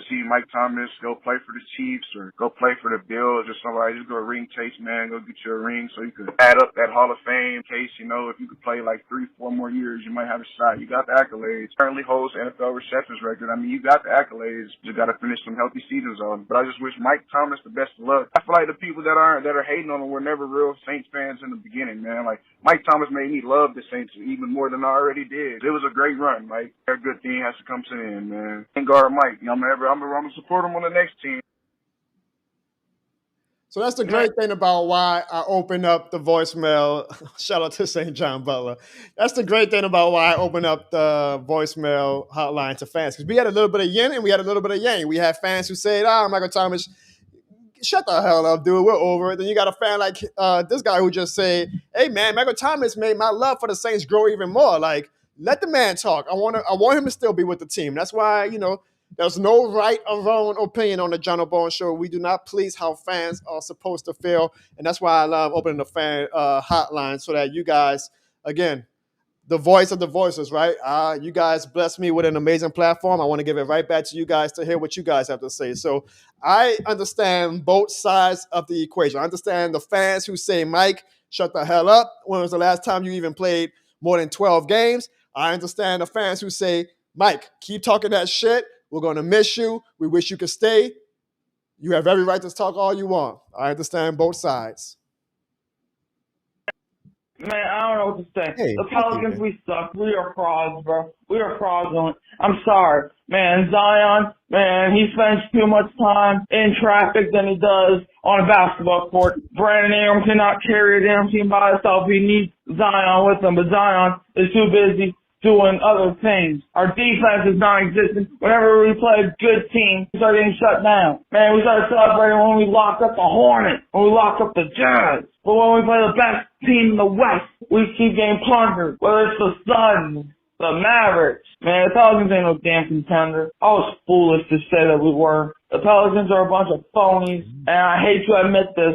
Zion, you need to go. We need somebody who's going to actually play basketball. You have Luka Doncic scoring 41 points at halftime, and all the Pelicans could score was 41 points at halftime. That means if the Pelicans had Luka Doncic, it would have been the same damn result. And the Pelicans suck. I'm tired. It's every year. They suck worse than the Saints, man.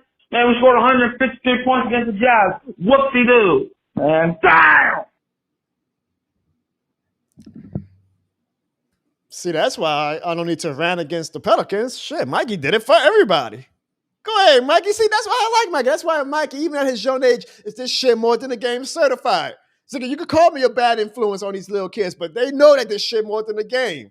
And Mikey said, I got the same smoke for the Pelicans that I got for the New Orleans Saints. Shout out to you, Mikey. Shout out to you. I like that phone call. I like that phone call. All right, so y'all know what I'm going to do?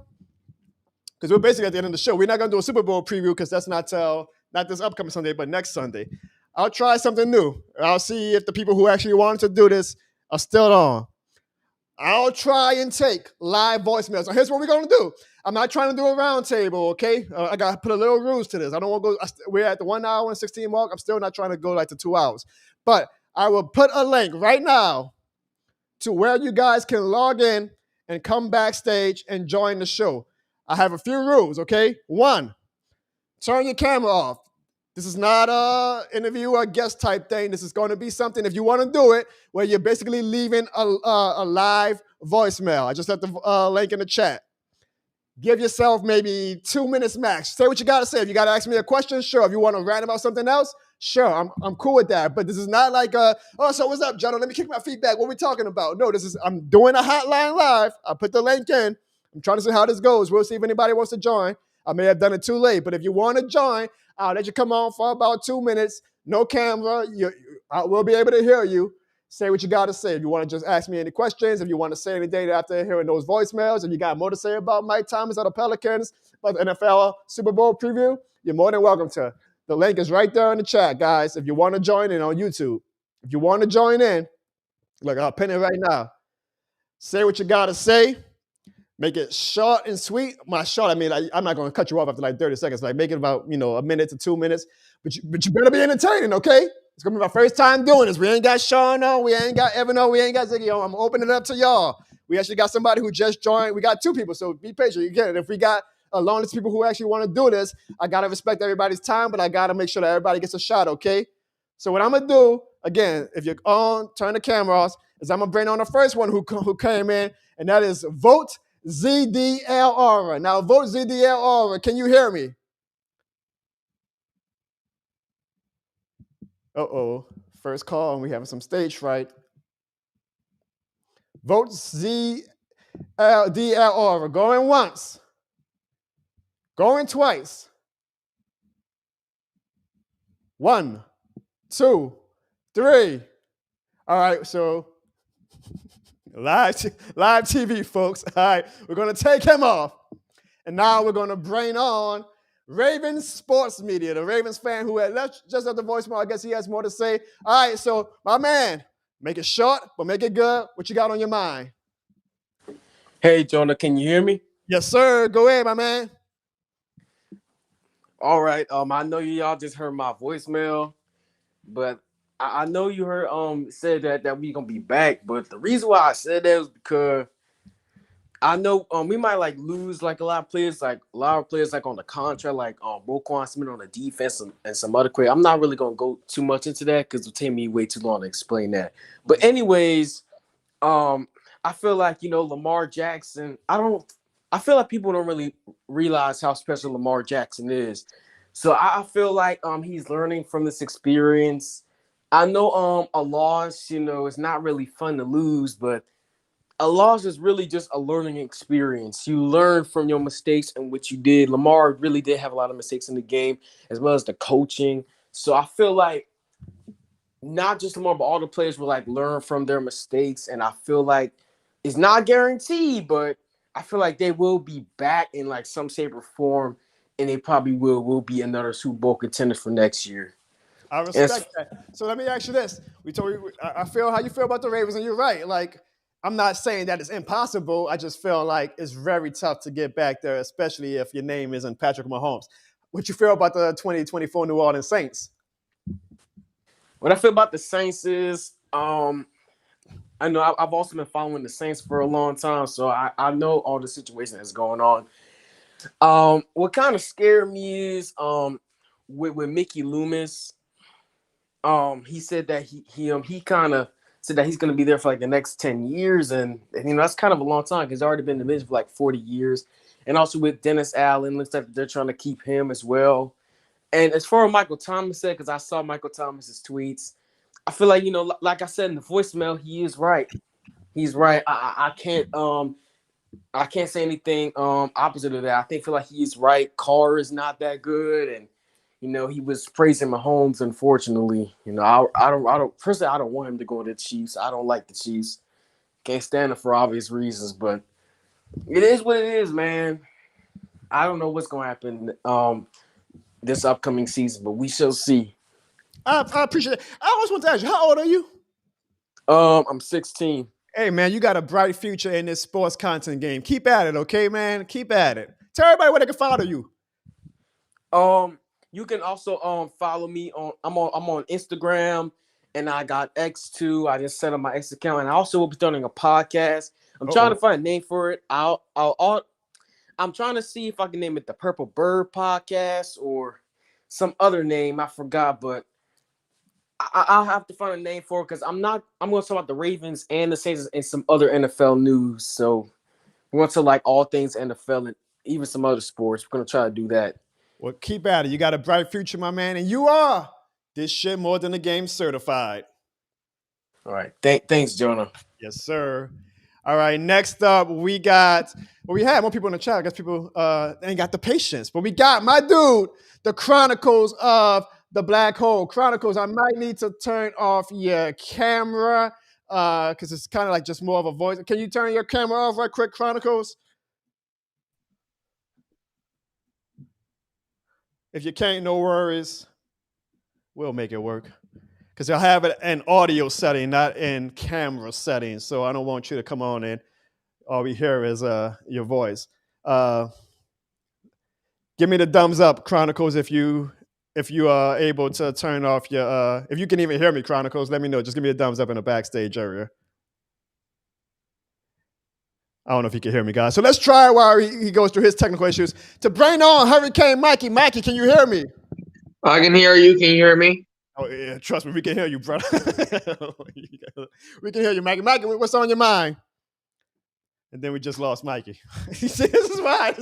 I say, if I'm going to do it, I'm going to do it on a week like this, where we ain't got like 100 people in to see how these live calls go. All right, Chronicles, I'll give you a shot. I think you got your camera on, so this might not work, but let's try.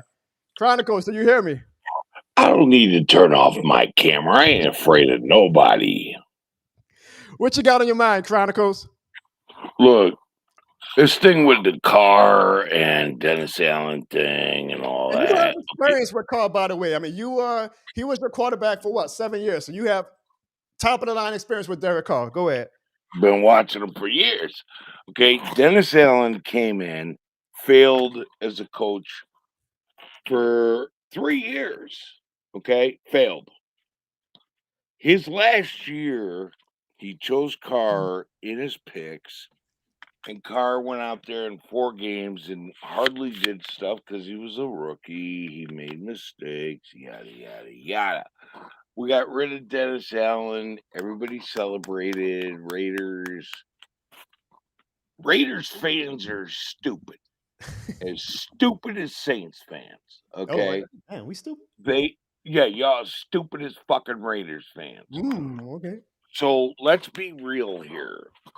Carr is not the problem. Your offensive line was trash. They damn near got him killed in the beginning of the season. It was horrible. Okay? Let's be real. This is an outsider looking in.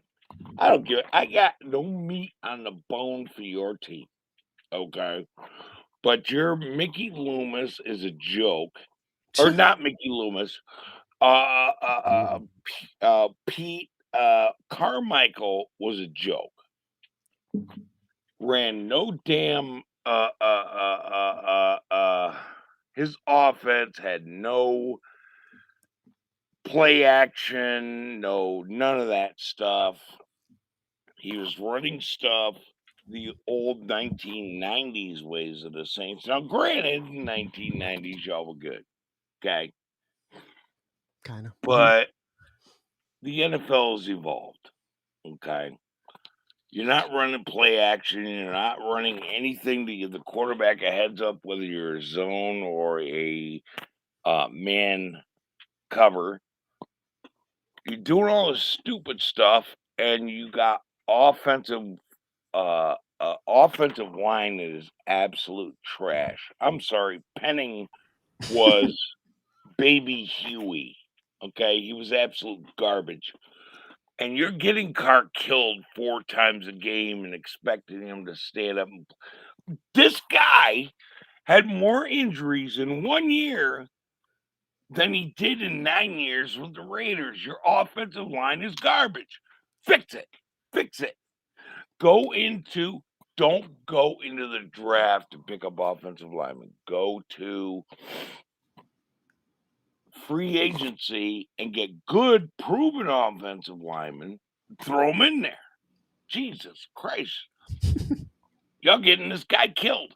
Now, the last 5 games of the season, all of a sudden, everybody looks like superstars. There's a reason. They finally figured out kind of a formula, but how's that going to sustain next year? Right? Mm-hmm. I actually was not expecting that opinion from you. I really wasn't. So that actually surprises me. Because it almost sounds like you're advocating for Derek Carr, which might throw the chat. I'm not advocating for anybody. What I'm saying is, Jameis ain't it. Jameis is trash. End of story. And I can tell you why. Look at the Green Bay game. Jameis came in 3 and out, 3 and out, 3 and out. You fucking sorry motherfucker. Get him out of here. He ain't shit. My brother's a Tampa Bay Buccaneers fan. He told me Jameis Winston can't read a defense. Jameis Winston is garbage. Krabby Patties gotta go. Okay? Shoving crab legs down his pants in a spindle. Okay? Get that guy out. He's a joke. Okay? Go get you want to do something good? Go get Kirk Cousins as your backup. Okay? Backup, wow. Y'all have something. All right, so look, that's some very interesting, opinions. And Chronicles, I appreciate that you always show me love. I'm gonna let you plug your channel when we wrap up in a bit. One last question for you, because I really want to know your thoughts. How do you feel about Antonio Pierce, especially when you got a division now with Sean Payton, Andy Reid, and Jim Harbaugh? Do you think Antonio Pierce can lead you guys to some prosperity in Las Vegas? Don't give a shit. And let me tell you why. Okay? Dan Campbell, ex-player. Yep. Came in, took over the Lions, right? Undrafted free agent. Same as Antonio Pierce. Ended up a champion. Okay? Taking over as a coach. Antonio Pierce was an undrafted free agent, went to the damn Giants, won a Super Bowl. This guy had to fight his way through everything. Okay? Facts. He's fought his way up to turning the Raiders into a championship team. You know why? Every team who's smart in the NFL is right now looking at Dan Campbell, Antonio Pierce. Who's that guy from the fucking Texans? D'Amico Ryans? Right. They're looking at players like, oh shit, are these the best coaches? This is going to trend in the NFL for a long time to come. I agree with that. That's why I made jokes on Twitter the other day. I said, shoot, all we got to do is be patient, wait about 5-6 years, and Demario Ryans could be our next head coach. And shoot, the way that this trend is going. Mario Davis would be an awesome head coach. I agree. I love me some Demario Davis. Chronicles, tell them. But he's still playing at too high of a level. I agree. That's why I say 5 or 6 years. He might have about 2 years left, and then we can, start grooming him to be our next head coach. Chronicles, he's got God on his side. He may be longer than that, but okay. I pray that he does go longer. He could go as long as he wants. I love that guy. I would never say a bad word about him or Cam Jones. Mario's the shit. Mario's the man. Where can they find your YouTube channel, my man? Chronicles of the Black Hole. Everybody calls me OG Jack Daniel. OG. And we got OG. I'm a Raiders historian. I was nicknamed OG Jack Daniels by Phil Villapiano when I interviewed him 2 years ago. Wow. Phil Villapiano is one of the best storytellers in the NFL. He I tells will. OG, amazing stories. I've seen you in the chat many times. I appreciate the super chats. I've never actually checked to see if you had a YouTube channel. After this show is over, I would definitely go check it out, subscribe. Thank you for being a loyal viewer. Even though you're a Raiders fan, Chronicles, Jono. I am not a Saints fan. I'm a Listen, Jono Barnes fan. Exactly. And you know what? You are this shit more than the game certified. Thank you, Chronicles. That was great. Thank you, Chronicles. All right, last but not least, Mikey, are you back on? That was awesome. Yep. All right, Mikey, what you got on your mind? So a lot of people, obviously I made my famous voicemails earlier, but a lot of people were in the chat and said why I don't want him to join the Chiefs or whatever. And I'm not going to give you my rundown because I think every single voicemail I've done about football have been bashing the Chiefs at least one time. I'm going to give you 2 or 3 reasons why. First of all, the Chiefs, I believe, clinched a playoff spot after they beat the Bengals a few weeks ago. And my friend, who's a diehard Bengals fan since the 90s, right, who I will have on my show next month, so stay tuned for that. Man, so there's this random Chiefs fan started coming in, giving us death threats or whatnot. So I do not respect no Chiefs for that. And if you are a Chiefs fan, hold on, Mikey. Just for one fan, you know they're gonna always have trolls on the internet, right? Yeah, but the thing is, it's not that just one fan. Because like every single time that you go see something about the Chiefs, it's like, oh, the Chiefs do this, the Chiefs do that. It's not just one fan. He's not even the first one that I've met that was kind of like that. Number 2, my mom's a Chiefs fan, so she'd be annoying sometimes too. And number 3, man, I'm getting tired of Pat Mahomes always taking steroids every time it's playoff time. Like, you cannot prove that he's not taking steroids. You can't. Mikey, how long has your mom been a Chiefs fan? Shoot. Definitely, I think. I mean, she only became a Chiefs fan because of Red, and like she's in her 40s. So she's not a bandwagoner though, right? No, she's been a Chiefs fan ever since she knew what football was. All right, well, shout out to her. That means that she got it the long way. You know what? I don't know who Miss Hurricane Mikey is, but one, her and your dad let you buy the This Shit More Than the Game shirt, so they already This Shit More Than the Game certified, in my opinion. And 2, I'm glad that your mama gets to go on this incredible run that her football team has gone on the past 5 years, even though it's annoying the hell out of you. Michael, before we wrap up, what any last words you got on the New Orleans Saints? You got any opinion about our offensive coordinator search, everything like that? Yeah, so a couple things, right? So the offensive coordinator search, I don't care who we get. I don't care if we got Bigfoot. I don't care if we get Jesus Christ. I don't care who we get as our offensive coordinator. Just do better than Pete going to Denver and ask Carmichael, please. Damn. All I ask is for one offensive coordinator to not be hot, steaming, pitiful garbage. Mikey, please. you're scaring my dog. You're scaring my dog, Mikey. And I scare myself sometimes. Man, I am done with this offensive coordinator search bullshit. I'm done with it. And if you don't like me saying that, well, too bad. Because people are like, you're just a teenager. You don't know what it feels like to go through these dark ages. I don't care. Look, my family, who is a long time, my family's from Philadelphia, but they witnessed the Saints' dark ages. But I've heard of it, and I've actually seen some plays from there. I remember that touchdown, but then we missed the extra point to get eliminated from the playoffs against Jacksonville in 2003. You don't think I know that? That's why the internet exists. Man, I'm tired. I'm tired of this bull crap. Like, Sean Payton was this team. Sean Payton and Drew Brees made the Saints. Before them, ain't nobody know who the Saints was. Every time somebody's like, hey, you want to watch a Saints game? A Saints game? Is that a parade? Ain't nobody know who the Saints were. Trust me, if you would have asked like 31 other people or 31 other fan bases, they won't even give a crap. They don't give a crap about us. Now man, literally when Drew Brees signed here, people thought we were going to be hot steaming garbage. He proved them wrong.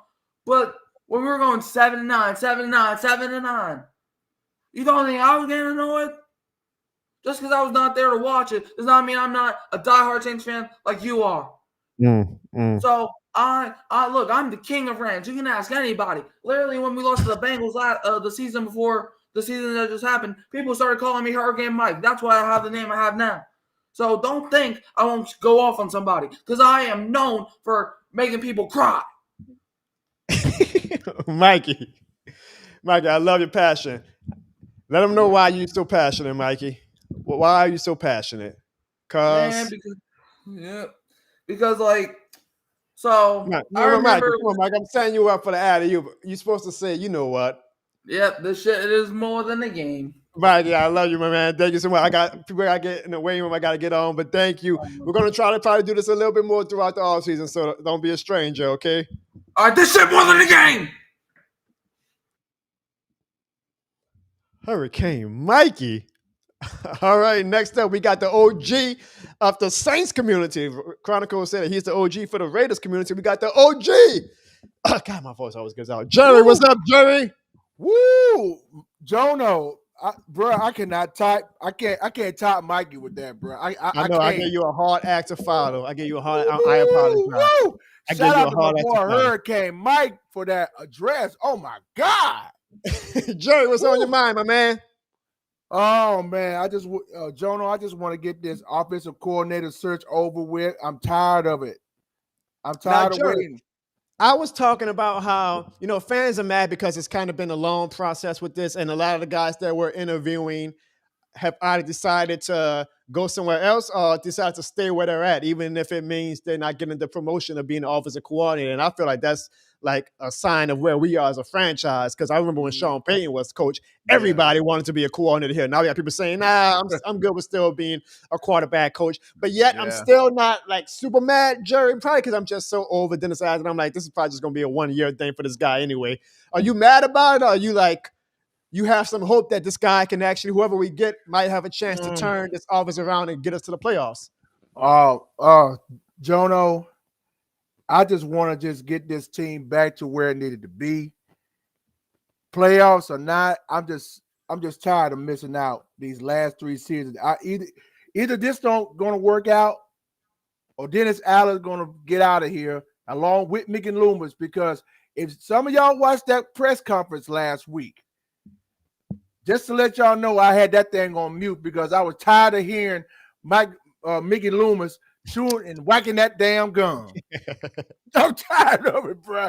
I'm like, it's so aggravating. I said, I'm like, fuck it. I just want to just mute him and just listen to what the Who That Nation had to say.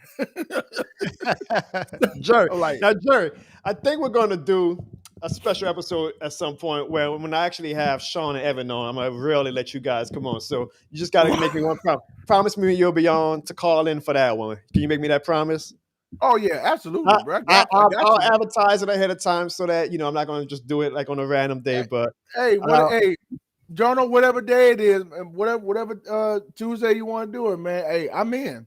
You the man, Jerry. Jerry, I appreciate you. Let them know why you're so passionate, Jerry. Because we all know this shit more than a game. And hey, go ahead. Yes, sir. And like Just James always say, the West Bank is the best bank. That's Sam from the West Bank. That's not Jerry. Jerry just likes to sing, but I get just go ahead, Sam. Go ahead. Well, you know what I'm trying to say. Well, the Gulf Coast is the best coast. I'll say that. Love you, Jerry. We already know Who That Nation. This shit more than a game. And let the good.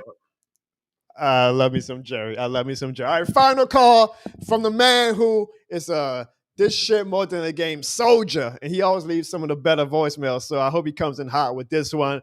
My dog Brute saying, "What up, Brute?" Hey man, it's finally good to be talking to you face to face. You know what I'm saying?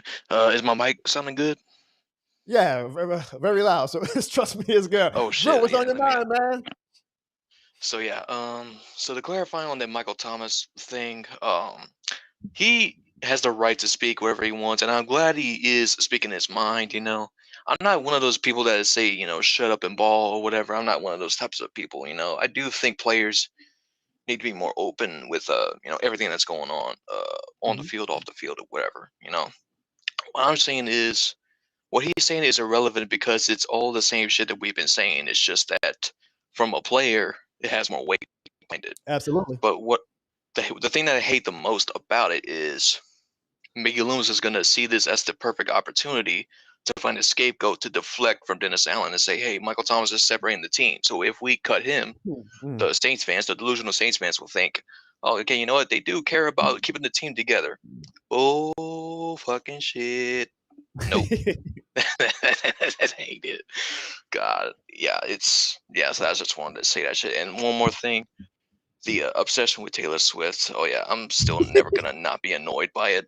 All right, Like, look, bro. Before I let you go, would you have at least have been a little bit excited if it was Eminem versus Taylor Swift, like the Lions versus the Chiefs? Would you have been a little bit more interested in that regard?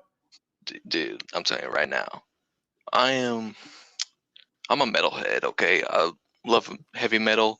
I listened to it when I was like 5 years old. That's when I first started listening to heavy metal. Been a metalhead my entire life.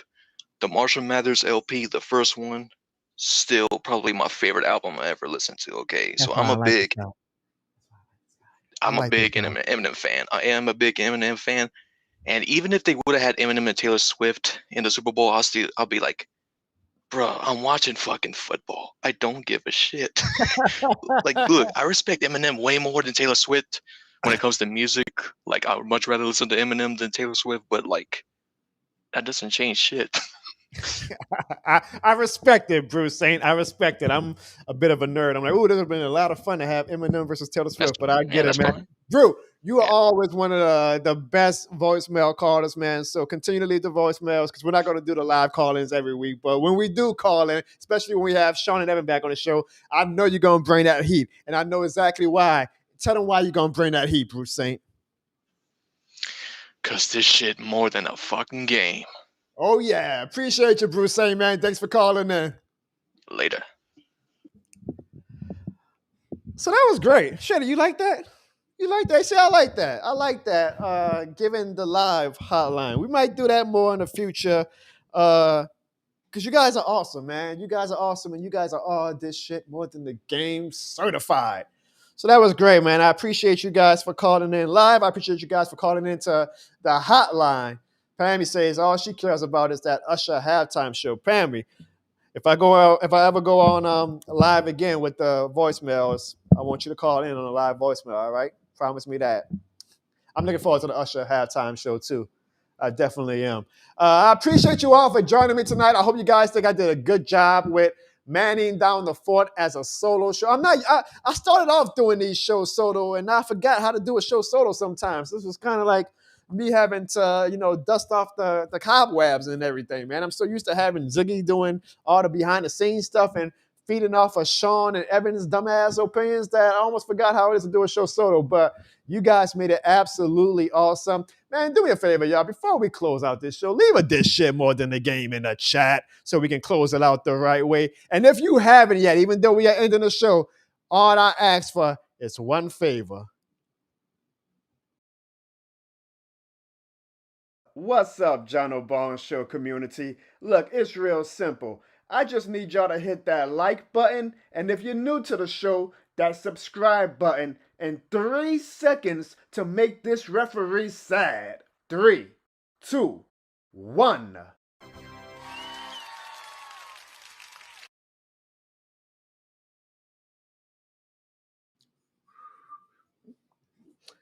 All right, guys. So, from me and Queen Shady, we thank you guys for joining the John O'Bone Show this weekend. This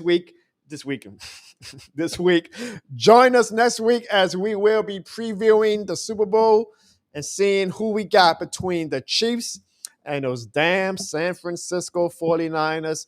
And also, I'm going to try my best as we get to after the Super Bowl, like now we are in the dog days of the offseason. I know we got the draft and stuff, thankfully, but like it's going to start getting real slow. So I'm going to try to have some special guests come in on the show to just keep this momentum going. I appreciate you guys. Here we are at the 1 hour 45-minute mark, and we still got over 50 people across all platforms. I thank you so much. I thank you guys for getting me over 40 likes on the YouTube channel. Sorry I don't have any special prize this week, but just know that you guys are the prize. Look yourself in the mirror. You guys are the prize. I appreciate you guys. And always remember, folks, this shit more than a game. Shady, tell them bye. Tell them bye, Shady. Say bye.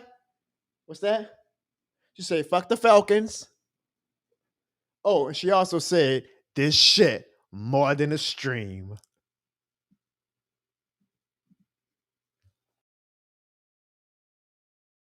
In the words of Jono Barnes, this is more than a game. It's more than a game. This shit more than a game.